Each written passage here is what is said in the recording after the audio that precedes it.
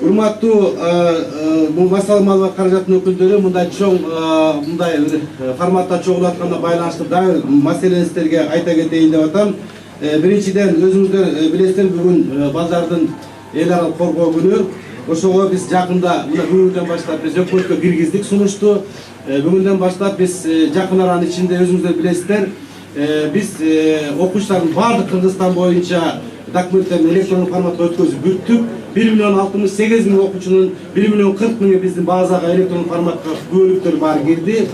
Мына азыр жакын арада биз bir ayдын ичинде, 1,5 айдын ичинде 7 жашка чейинки балдардын күбөлүктөрүн дагы баарын тең биз электрондук форматка киргизип бүтөбүз.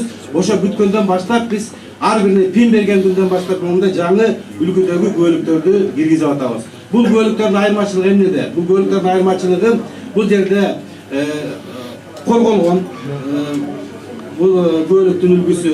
Экинчиде бул QR код бар. Буга ошол паспорттук столдо жана биздин мамлекеттик органдар окуй турган, башкача айтканда муну жасалма жолу менен жасаганга мүмкүн эмес. Өзүңүздөр билгендей, эски бүгүнкү күндө турган элдин колундагы күбөлүктөр жана ошондой эле никелешип турган күбөлүк, никени бузуу турган 7 документти киргизип атабыз.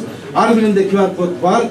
Эскисинде өзүңүздөр билесиздер, айыл өкмөттөр колго толтурчу сыя менен. Ал жерде анан өчүрүү үстүнө башка фамилия жазып, паспорт алуучуларда жок эмес. Ошондуктан мындан мамлекеттик документтердин баардыгын системага түшүрүүдө чоң бизге түрткү берет. Экинчиден, мунун айырмачылык колго толтурулбайт, бул автоматтык түрдө электрондук принтерде толтурулат.